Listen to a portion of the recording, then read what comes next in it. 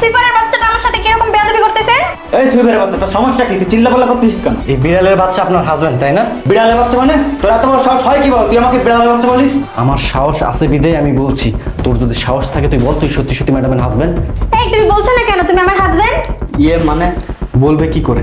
আসল স্বামী রেখে নকল স্বামীকে বললে সে কিভাবে বলবে তোমার হাজবেন্ড? আসল স্বামী মানে?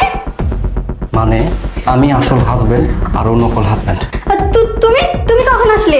আমি আরো 4 দিন আগে বাংলাদেশে আসছি। এই 4টা দিন শুধুমাত্র তোমাকে ফলো করেছি। বাইরের লোক আমাকে অনেক বলছে, অনেক বুঝাইছে তুমি অন্য একটা ছেলের সাথে পরকীয়া করতেছো।